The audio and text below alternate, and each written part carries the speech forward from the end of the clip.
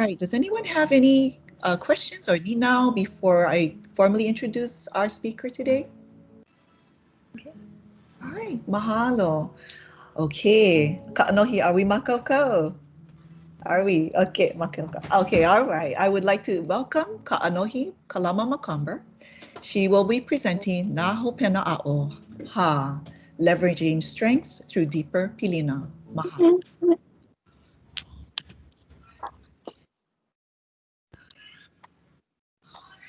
Okay, I know we're maybe a couple minutes early, and so as people come on, then hopefully they can jump right in. But we're gonna go ahead and get started. So mahalo nui ya olua o misi lawa oluana no ke kono ana mai ia ui ke ia hoʻi ke ike no ka hoʻoikaika ana I ka ʻohana. Yeah, mahalo to Missy and Luana and all of the ʻohana at Kamehameha Schools and extended partnerships for inviting me to be here today to help share a little bit about how we can continue to strengthen the ʻohana unit and the wonderful ways that we utilize moʻolelo to leverage the strengths of our communities and ultimately provide the best possible opportunities for our keiki. As Missy mentioned, I am Kaʻanohiokalā Kalama-Macomber. I am from Koʻolaupoko Oahu. I'm a mother of 3 beautiful young boys, a daughter of Kalama ʻohana, as well as a wife to ʻohana Macomber from Kona. I am with the Office of Hawaiian Education as the Nhu Panao specialist, and today we're going to really just go a little bit deeper into how we can create environments in and around our world to truly strengthen a sense of strengthen sense of breath for ourselves, for our keiki, for our aina, in order to make the most meaningful of experiences. So I'm going to go ahead and start sharing my screen. And when I share my screen, I won't be able to see you folks. So I might go back and forth between sharing screens so I can see some of your faces, okay?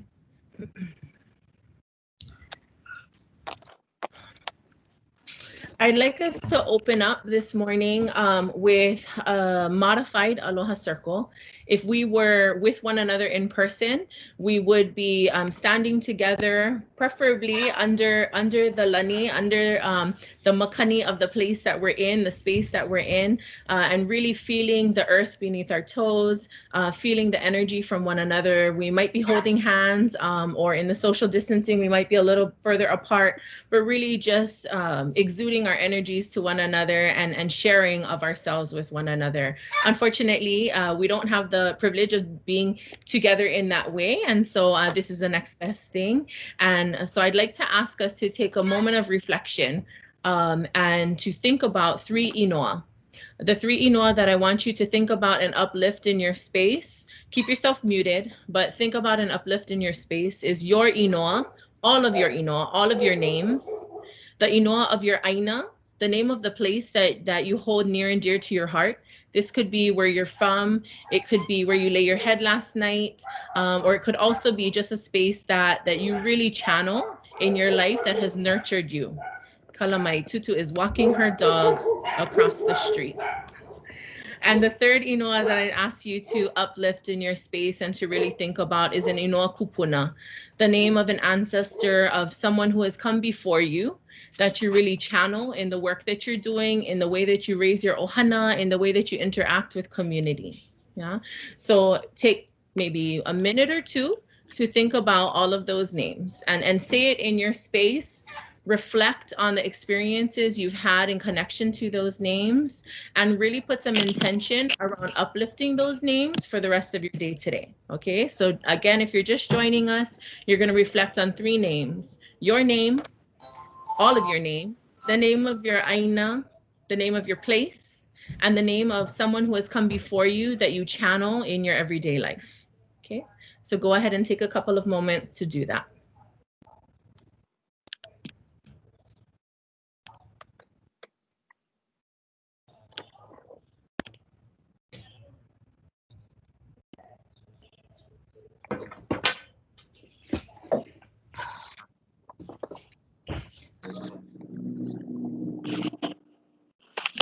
Just ask you folks to please mute your mic.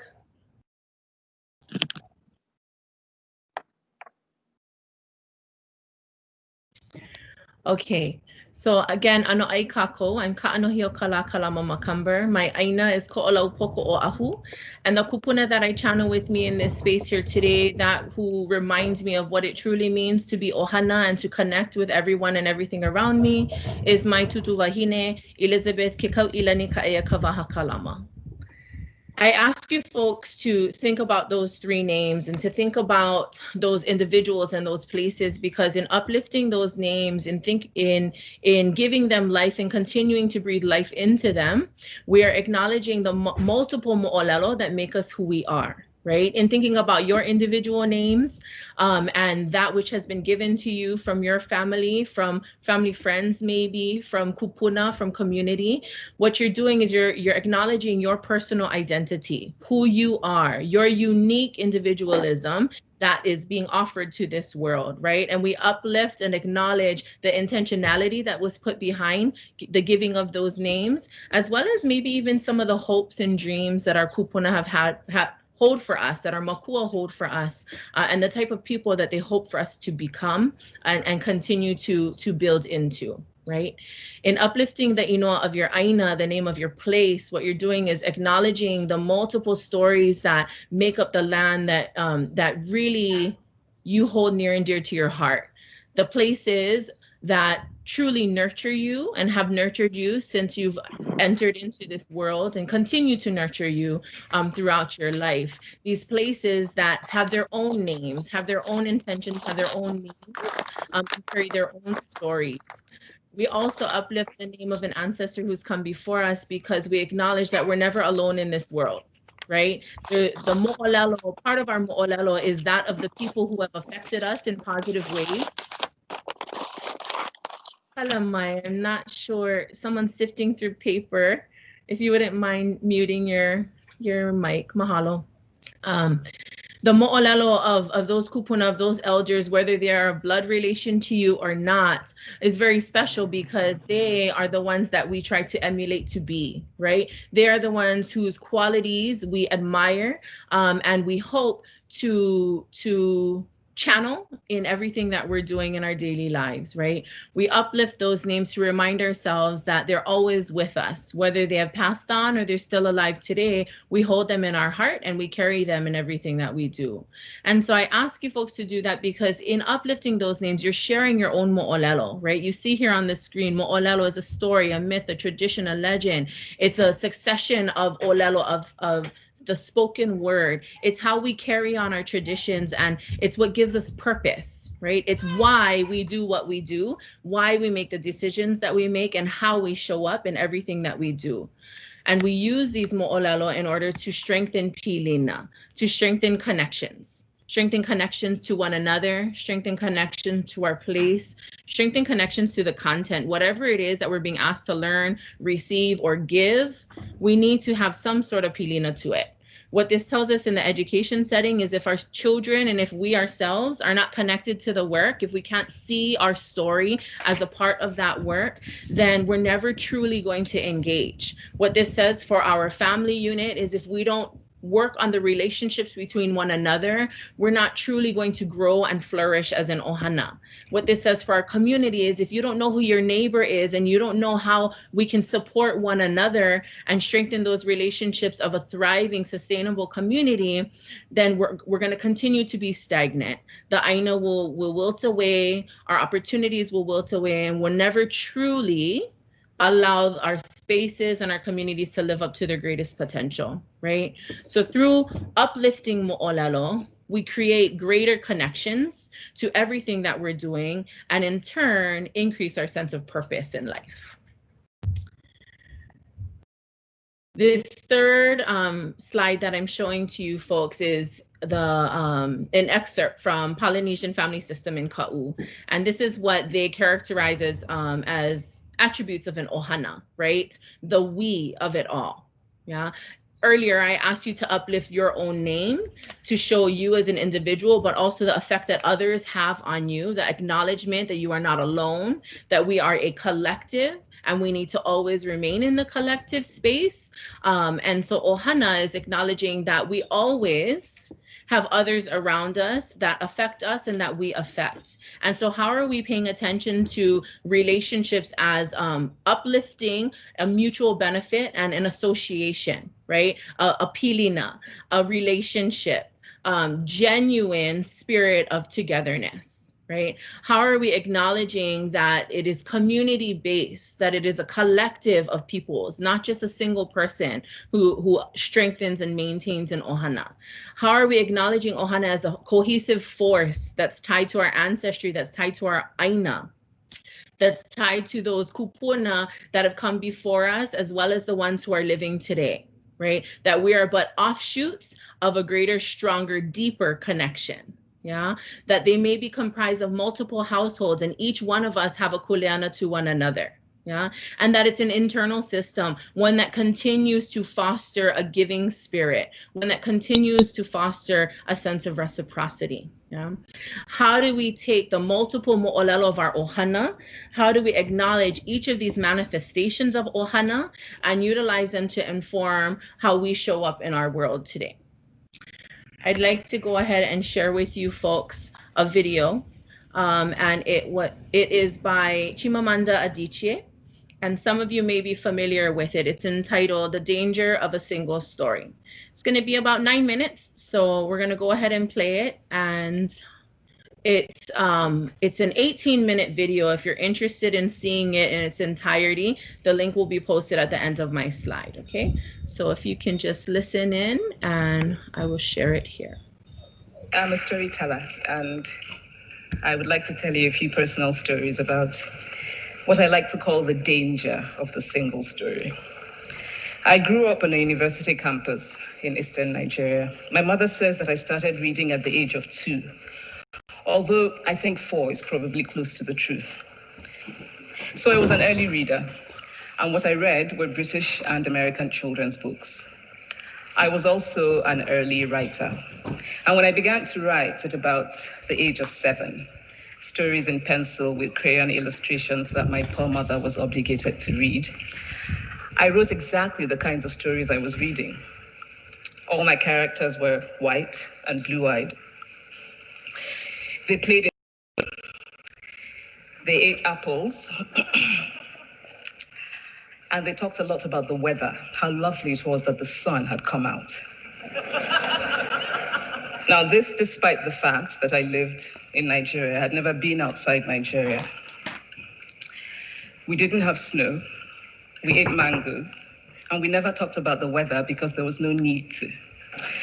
My characters also drank a lot of ginger beer because the characters in the British books I read drank ginger beer. Never mind that I had no idea what ginger beer was. And for many years afterwards, I would have a desperate desire to taste ginger beer. But that is another story. What this demonstrates, I think, is how impressionable and vulnerable we are in the face of a story, particularly as children. Because all I had read were books in which characters were foreign, I had become convinced that books, by their very nature, had to have foreigners in them and had to be about things with which I could not personally identify. Now, things changed when I discovered African books.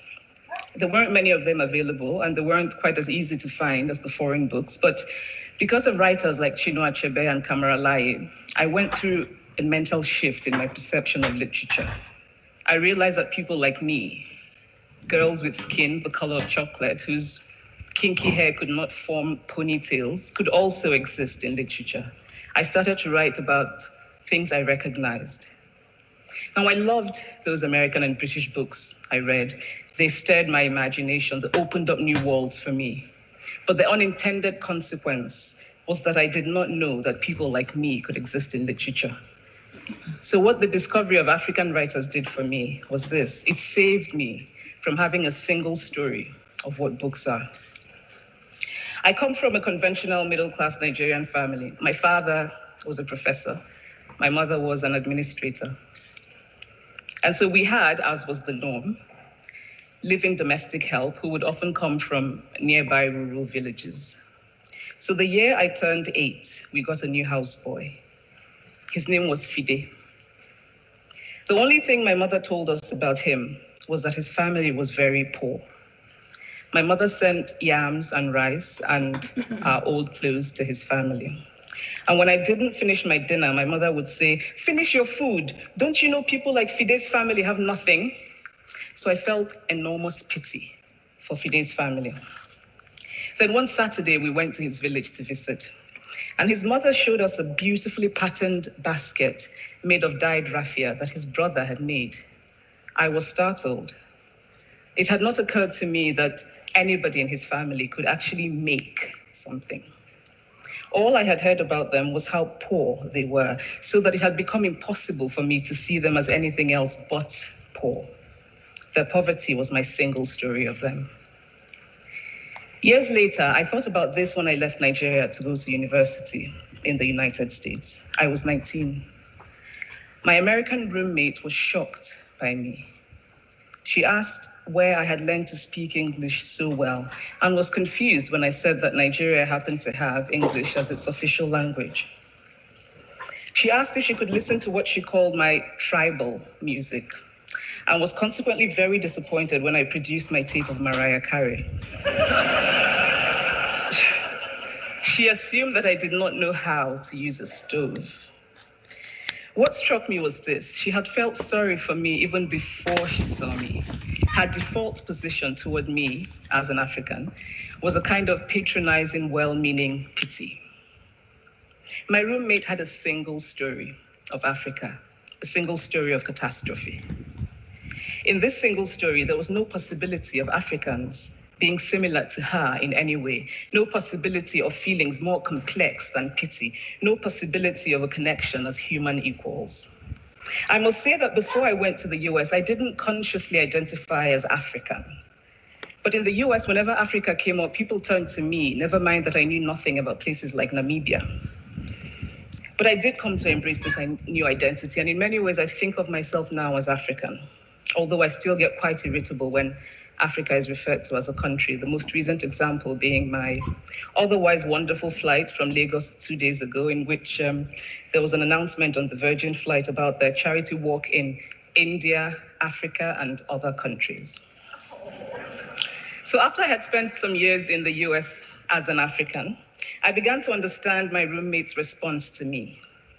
If I had not grown up in Nigeria, and if all I knew about Africa were from popular images, I too would think that Africa was a place of beautiful landscapes, beautiful animals, and incomprehensible people fighting senseless wars, dying of poverty and AIDS, unable to speak for themselves, and waiting to be saved by a kind white foreigner. I would see Africans in the same way that I, as a child, had seen Fide's family. This single story of Africa ultimately comes, I think, from Western literature. Now, here's a quote from the writing of a London merchant called John Locke, who sailed to West Africa in 1561 and kept a fascinating account of his voyage. After referring to the Black Africans as beasts who have no houses, he writes, "They are also people without heads, having their mouths and eyes in their breasts." Now, I've laughed every time I've read this, and one must admire the imagination of John Locke. But what is important about his writing is that it represents the beginning of a tradition of telling African stories in the West, a tradition of sub-Saharan Africa as a place of negatives, of difference, of darkness, of people who, in the words of the wonderful poet Rudyard Kipling, are half devil, half child. And so I began to realize that my American roommate must have, throughout her life, seen and heard different versions of this single story. As had a professor who once told me that my novel was not authentically African. Now, I was quite willing to contend that there were a number of things wrong with the novel, that it had failed in a number of places, but I had not quite imagined that it had failed at achieving something called African authenticity. In fact, I did not know what African authenticity was. The professor told me that my characters were too much like him, an educated and middle-class man. My characters drove cars. They were not starving. Therefore, they were not authentically African. But I must quickly add that I too am just as guilty on the question of the single story. A few years ago, I visited Mexico from the US. The political climate in the US at the time was tense, and there were debates going on about immigration. And as often happens in America, immigration became synonymous with Mexicans. There were endless stories of Mexicans as people who were fleecing the healthcare system, sneaking across the border, being arrested at the border, that sort of thing.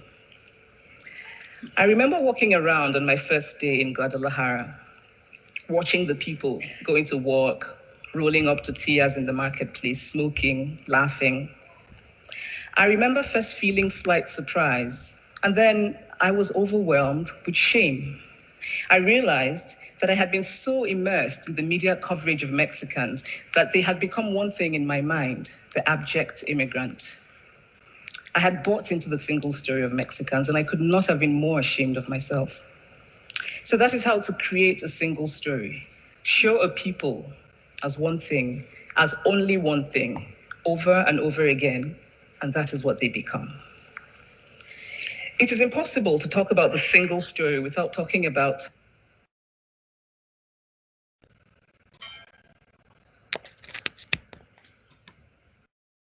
Okay, aloha everyone. Hopefully you could see, I know bandwidth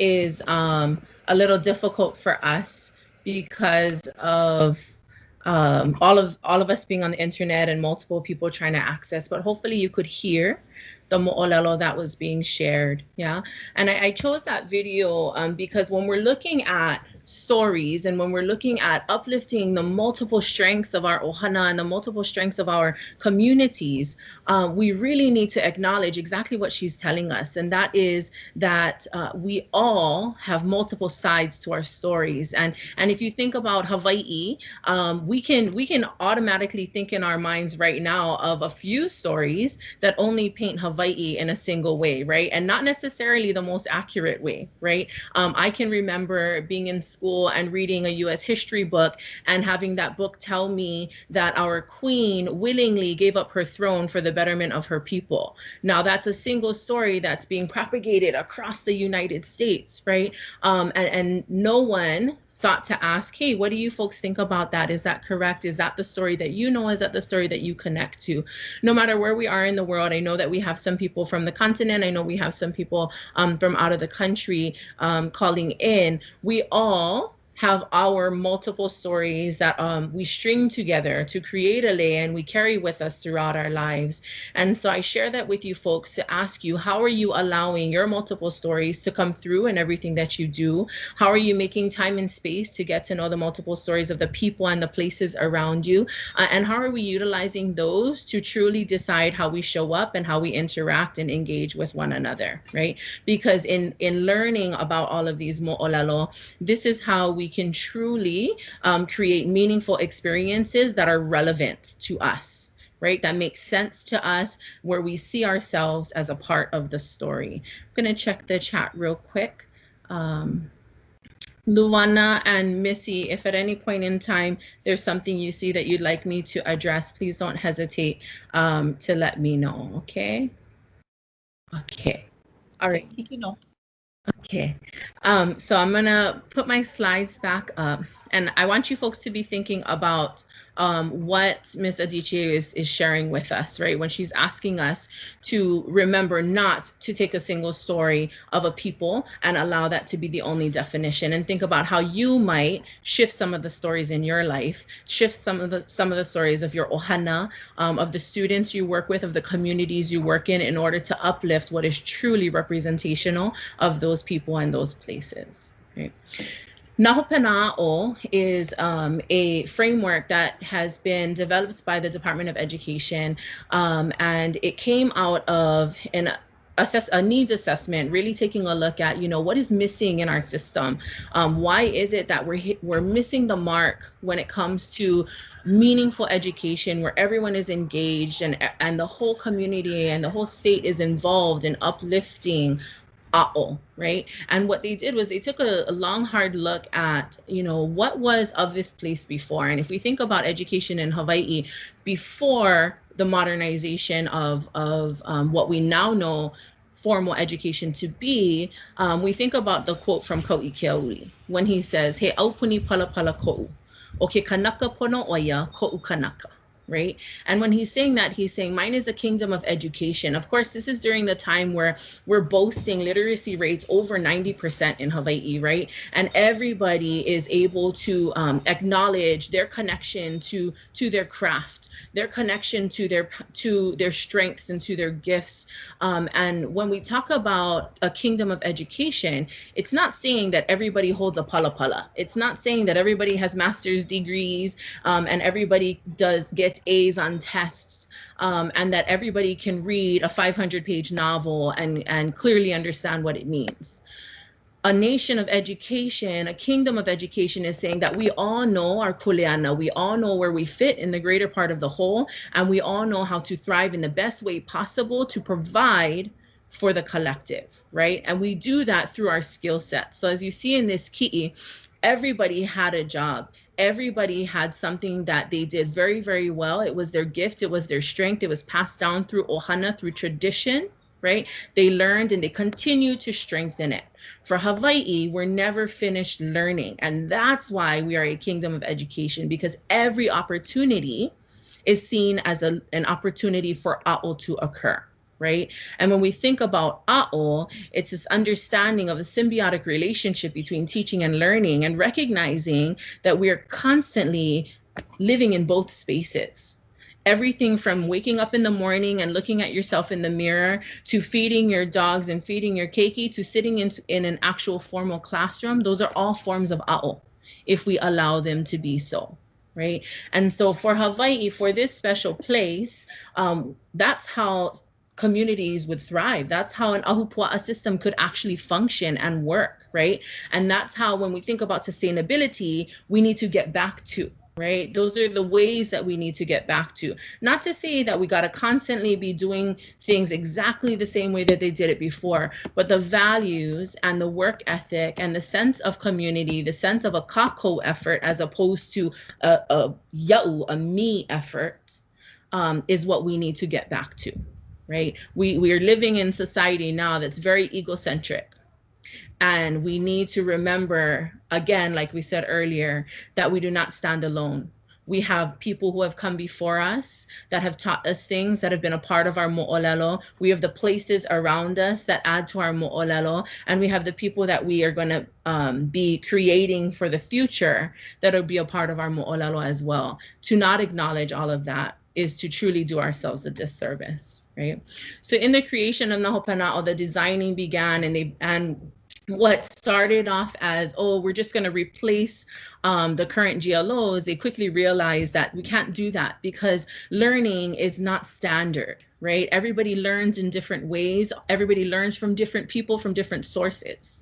And everybody receives the learning and interprets the learning in a different way based on our own strengths, our own gifts. And so to standardize it and to say that success and ʻaʻo looks only one way would be to perpetuate this egocentric mentality. Right? And so what they said was, we need to create a framework that guides how we do what we do and allows the space for innovation for teachers and learners, for school systems, for the state system, for family systems, for all of Hawaii, to recognize the importance of strengthening a sense of breadth before we can even begin to deliver content, right? Saying that it's important for us to feel a sense of belonging to whatever it is we're learning. It's important for us to feel a sense of responsibility for that learning and for one another. It's important for us to see how we contribute to all of this and how we can succeed as an individual for the betterment of the whole, right? It's important for us to do all things through aloha, to always remember that total well-being is key, and our kupuna tell us that, and to uplift this special place that we live, right? And so when they acknowledge that, what they recognize is what's missing from Hawaii's DOE system, as well as the way that the state does things, is Hawaii, right? That which is of this place. Now, when we say Hawaii is missing, we're not saying Hawaiian only, right? We're saying all things that are indicative of the history of this place, the land and its people, while recognizing that that which is Hawaiian is the host culture and has laid the foundation for us to be able to thrive and reap the benefits today. Right. And so they created the Nhu Panao framework and passed the policy in 2015. It went through a 3-year pilot and is currently in system-wide implementation. Nhu Panao meaning the end goals of learning being symbiotic relationship between learning and teaching at any given point in time, right? And so the end goals that we want are really to have a strengthened sense of belonging, responsibility, excellence, aloha, total well-being, and Hawaiʻi. With the driving question being, how are we shifting in the ways that we do things, in the ways that we interact? How are we designing, whether formally or informally, environments and experiences where everyone can find their place in it and where everyone can feel welcomed and feel a sense of kuleana to it and feel a sense of engagement in it, so that everyone, all learners, all of ourselves included, can truly succeed, right? The pillars of Nhu Panao, the first one being belonging, talks about a relationship that cannot be undone. Right? This is saying that I stand firm in knowing who I am in a relationship to everyone around me, and my community and my world, the land, everything. Right? How are we making sure to create experiences within our own ʻohana, within our schools, whether it's a formal school setting or any form of learning from a kumu outside of your ʻohana, and even within our communities? How are we creating opportunities for people to see themselves as a part of those spaces, right? And to strengthen relationships that will be there lifelong, right? How are we recognizing that i mai kaʻi ke kalo i ka ʻoha, right? A kalo is only as good as its offshoot, as its legacy, right?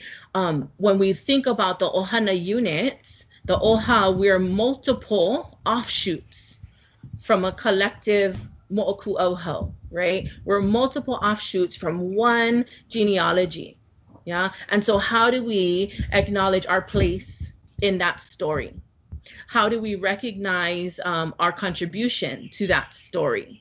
And how do we create opportunities where everyone feels like they fit in that story? And when you look at the mural to the right, it's a beautiful piece of artwork done by one of our partners. How are we acknowledging that the kalo itself is the ʻohana, right? And all of the gifts that ʻohana can give to the lahui, that families can give to the population and to places, right? How are we acknowledging that the vai, the ua are the extra sprinkles that education outside of the ʻohana can put into our lives to allow us to continue to grow, and that the kahua, the lepo, the dirt, the foundations are our community, our kaiāulu, right? Everything around us, which includes the land itself, right? Those are the things that nurture us, the ingredients, the nutrients that continue to allow us to grow and allow our roots to spread, so that our ʻohana can truly function in the best way possible, right? Belonging is asking us, are we making those relationships possible? Are we uplifting those relationships? And so when you're thinking about how belonging shows up in your life, how are you creating conditions to allow yourself to feel a greater sense of belonging to everything that you're doing? And if you don't feel like you belong to it, why are you doing it? Or how can you strengthen it? But also for everyone around you to feel a sense of belonging and welcoming to the work that you're doing as a collective, right? That goes for your family, your workspace, your greater community. Through belonging, through that sense of belonging, strengthened sense of belonging, we can then have a strengthened sense of responsibility. So Nhu Panao is telling us that responsibility is our kuleana. It's something that we do and that we acquire through learning and through hands-on work, through experiencing, right, and appreciation. But it's also something that we should be seeing as a privilege. In today's world, kuleana, responsibility, is seen as a chore and is seen as a burden in the negative connotation, right? Nhu Panao tells us that we need to begin to see it as a privilege again. That the people of this aina, the people that cared for this place of Hawaiʻi and all of the spaces that you folks are in, if you're not in Hawaiʻi, the people that cared for those spaces before you came to be, saw it as a privilege and they saw it as an honor, right? And so how do we shift our mentality to be able to see all of our kuleana, all of our responsibilities as just that, our privilege? This is a photo of Timoteohalilio, and if you're familiar with stories of Hawaiʻi, he is a gentleman who is credited with traveling across the world to gain recognition for Hawaiʻi as its own nation, right, as its own kingdom. And he went through treacherous travels during a time when it wasn't the best place for a person who looked like him, right? And he didn't do it because it was his job. He didn't do it because he wanted to gain recognition, but he did it because he understood very clearly where he fit in the grand scheme of his Hawaiʻi, of his lahui, of his place and his people. He did it because his friend asked him for the support, and he did it because he knew that it would be an honor to be able to do this for his home, right? And so he travels and he goes to America, and they don't want to formally acknowledge it. He goes over to Britain, Great Britain and France, and he gets them to acknowledge it, comes back to America and says, come on, you got to do this. And over about, I think it was almost 2 years, of doing all of this. He's doing all of that because he knows it's what is best for the collective, right? And it's because he knows that he has kuleana to his ʻohana, he has kuleana to his place, and to his community, right? And he sees it as an honor to be able to do so, right? So that's a big task. But how do we think about responsibility in the same way that Ha'alilio thought about his responsibility? How do we make sure to create experiences where, as we're raising our keiki, they don't see pulling weeds as a chore, as something that they don't want to do, where if it's a punishment for them, then the next time their tutu asks them for kokua because she cannot bend over, they're not going to want to do it, right? How do we shift that mentality for them where they see pulling weeds, vaele, as an opportunity to bring new life to aina, to land, right? So when their kupuna asks them for kokua because she can't quite bend over, they say, absolutely, tutu, I'm here for you. Let me help you. Right? Small things like that, shifting the mentality. But then that also says that we as adults need to be embracing that mentality as well, right? I know we get stressed out, we have a lot on our plate, but always reminding ourselves that we are privileged to be doing what we're doing. And we need to allow that to show in how we do what we do. Excellence tells us that there's no success without preparation, right? It's telling us that we're going to continue to persevere along the appropriate path with the right tools and skills necessary in order to achieve our very best. But excellence also tells us that success is defined by our own personal gifts, our own personal strengths. Nhu Panao is asking the system to shift from a standards-based system, the system being not just the DOE system, but the greater state of Hawaiʻi, to shift from standards-based, one definition, one story of success, to gifts-based, strengths-based, where everyone's multiple moʻolelo can be uplifted, where everyone can look through the lens of their strengths and their gifts in order to truly thrive in the way that best suits each and every one of us, right? Excellence. This is a photo of my tutu wahine. She's on the far right, if you're looking at your screen, with her kumuhula Locke Montgomery and her hula sisters, Sally Woods Naluai and Mikey Ayu Lake. And I share this picture with you because, you know, there's multiple schools of thought out there, whether it's a halau hula, whether it's a formal school that you send your children to each and every day, whether it's a pālua, no matter what it is, every halau has a different way of identifying the strengths of their students, right? And so I share this picture with us because in hula,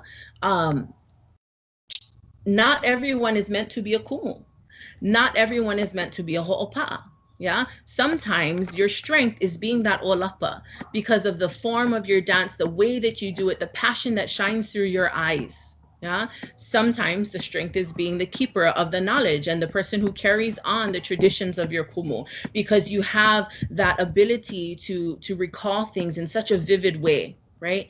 Sometimes your kuleana is to be the ho'opa'a because you naturally come out with that leo oli, Yeah, you have the ability to remember the pana of the hula, of the oli, of the mele, of the traditions of your kumu, and you can continue to emulate his or her voice and his or her vibrations through the way that you chant and kani your implements, sound your implements for your dancers.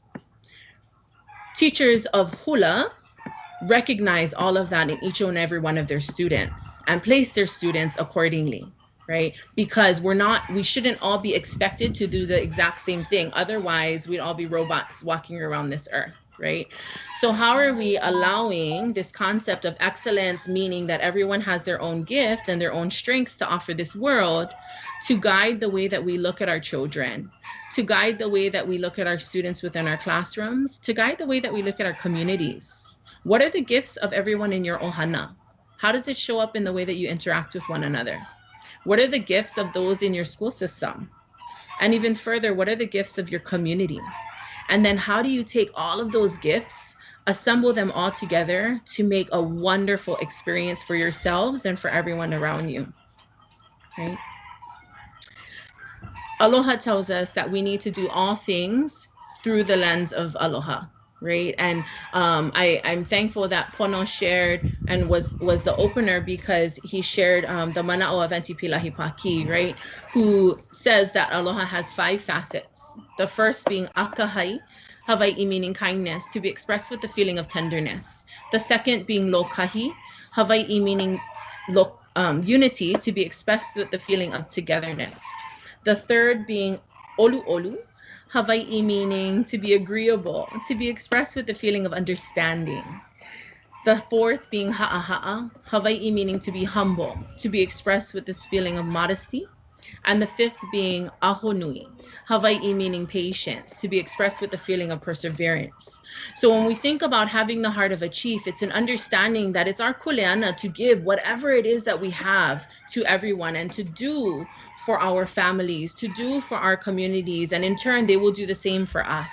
If we're living through aloha and everything that we're doing, we're remembering each one of these 5 facets of aloha, and we're trying to live them each and every day in order to provide the most peaceful of situations for thriving and for sustainability of a people and of places, right?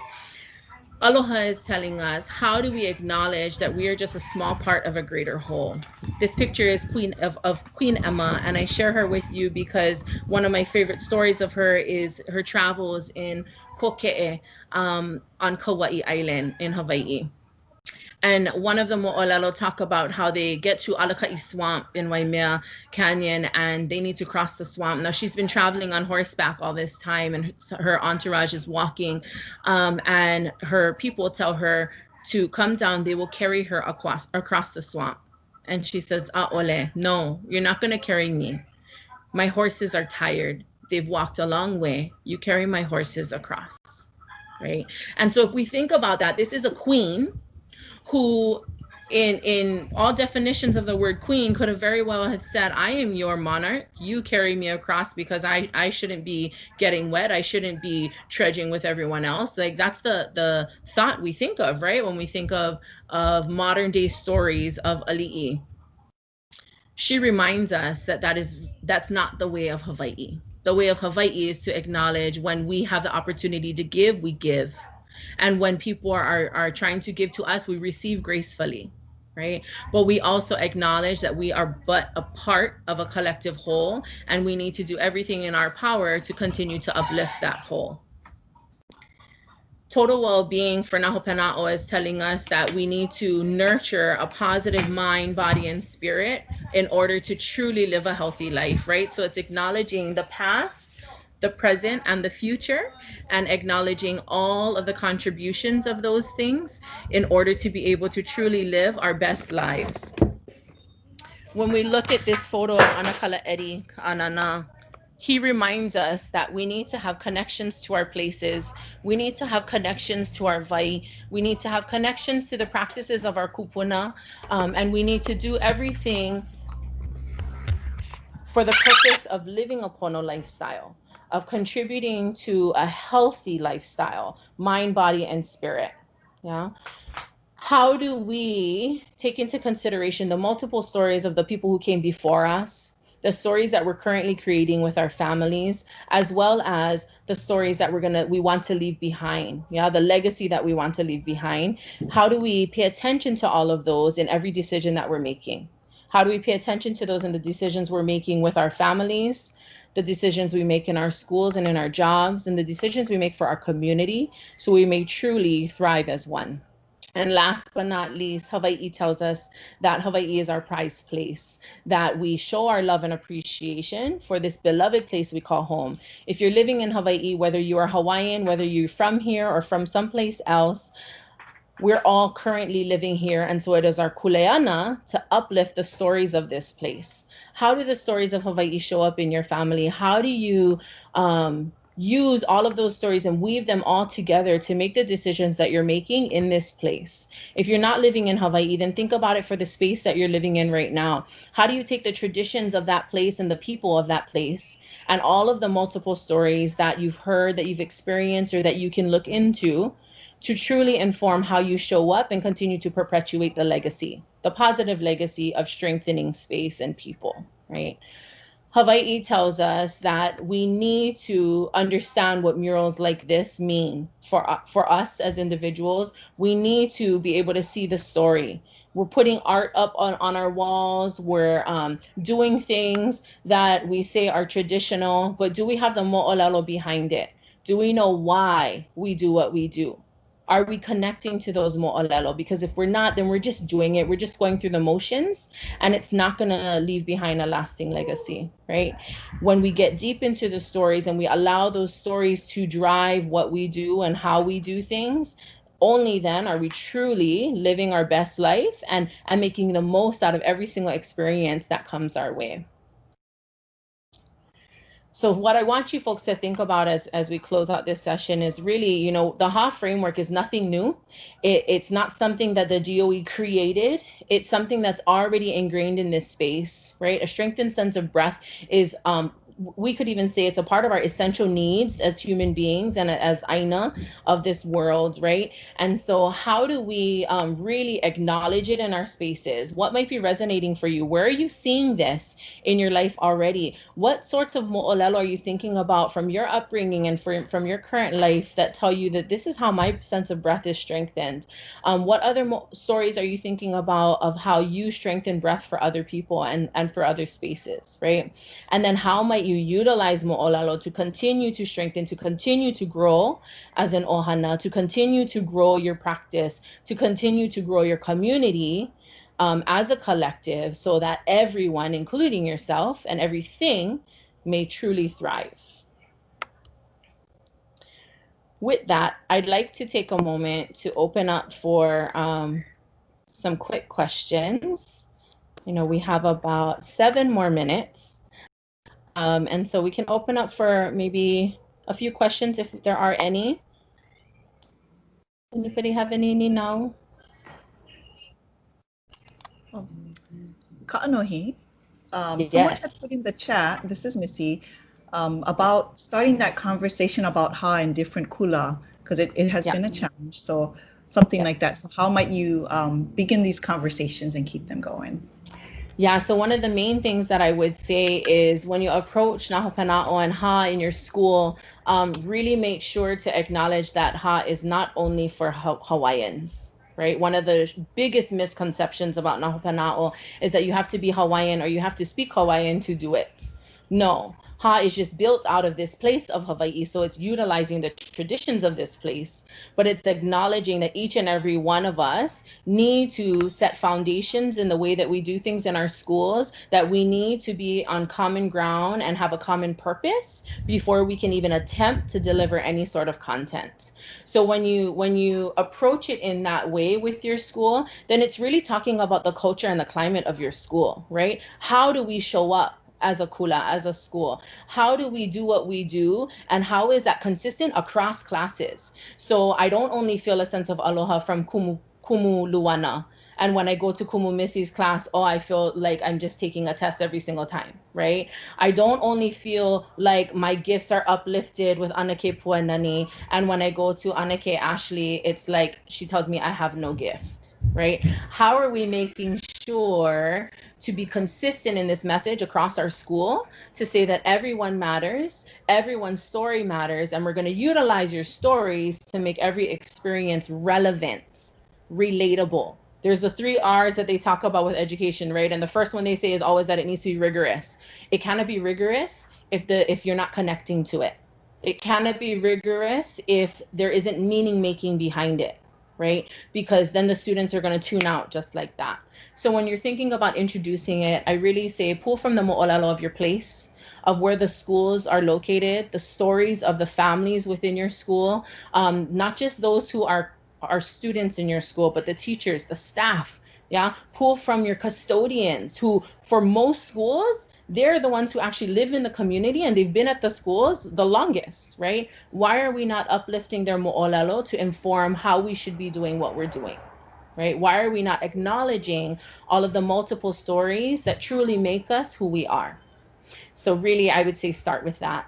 And when you do that, then everybody can see where they fit in all of it. Everyone can see their contribution, and everybody can see that it's not a standard, that it's not an add-on, that it's not something else we got to learn how to do. It's a way of being that we need to adopt as an extended ʻohana, in order to truly have meaningful experiences with one another. Okay, mahalo Kaʻanoi. Another question came up about, is Ha used in other non-DOE schools, and if so, how? Yep. So there are charter schools utilize it, Kamehameha schools supports it and utilizes it in their community education and engagement. It's used even outside of the continent. One of the biggest organizations that is pushing for assessment for learning, acknowledging that we need to assess the learning environments as opposed to the learners themselves. They have adopted Nhu Panao and have adapted it to fit their needs. It's used all across the globe now. And really what we tell people is, here's the framework, now make it your own. Right? The framework is really just meant to guide you, that it shouldn't be something that you live by to the letter of the law, right? In the handout that's in the folder you folks have access to, it lists 7 indicators for each of the breath outcomes. And that's only meant to be recommendations for you, right? They're not meant to be things that you check off on a list to say, oh, yep, I'm doing all of this. Okay, so we have belonging. What you're supposed to do is look at what it looks like in your space. What belonging looks like for me is going to be completely different than what it looks like for you, right? And so the spaces that are using it within the DOE and outside of the DOE have truly acknowledged that they need to make it their own. And so even some charter schools, some Hawaiian medium charter schools, they've been doing things like this for years already. And so we just tell them, yeah, continue doing what you're doing. As long as it's strengthening the sense of breath in general, and that's the main intention for it, then you're doing Ha. You're grounding to Ha. You don't even have to call it Ha. It's really more about what you do and how you do it, as opposed to what you call it. Yeah. Anyone else? Yeah. I think for the next question, they talked about getting the slides and like he had said earlier that we did post the folder to the resource that she talked about in the link. So I think we're going to ask Luana to repost it again so they can have access to that. Yeah, and then we're going to do a quick closing mahalo circle or mahalo Menta Meter. And so that'll be uploaded to the to that folder as well once we close out this session. Yes. Okay, Mike. And then before we forget, after you close, Kaʻanohi, we want people to make sure they take the survey about the session. So we'll be posting that in the chat as well. But mahalos, continue on. Thank you so much. Okay, so the last thing that I'd like you folks to do with me is, usually we'd be engaging with one another, we'd be talking story, but the time today isn't allowing for it. And so I really just want you to reflect on this concept of moʻolelo and how it shows up in your life. And Missy and or Luana, if you can put the link to the Menta Meter in the chat. I'm going to ask you folks to go to www.menti.com. So you got to open up a new window, www.menti.com. and just answer this question. It's going to give us a word cloud, a collective word cloud. What is one word that describes what mo'olelo means to you? Yeah, as you reflect on mo'olelo's place in your life, traditions, history, story, relationships, the strand that connects all of the pua of your lei, what does it mean to you? What does it look like to you? How do you channel mo'olelo? So using just one word, go ahead and answer that question. Yes. Okay, Oh, Kalama, we're still, sorry, we're getting. Do you want me to put it in? I have it pulled up. Yeah, if you, sorry. It should be up. It's up. Oh, okay. See it in the chat. Oh, okay. Luana, can you do it again? It got, there's a bunch of mahalo that came after it. Okay. Mahalo nui. Oh, it says the code, Kalamai, the code not working. Oh, no, Luana, there's a new code. It's in the doc. It's in the doc. Okay. Here, I'll put it in real quick. Oh, awesome. Okay. The beauties of technology, yeah? Yeah. Mahalo nui. Okay, here you go, guys. Kalamai, I know we're a couple minutes over. There's the correct code. So if you go to menti.com, right there is the correct code, 479936.7.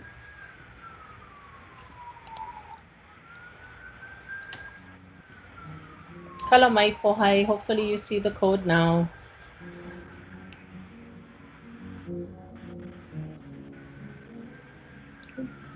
Mahalo for everyone's grace. There we go. We got some people coming in. Okay, I'm gonna share my screen so you can see.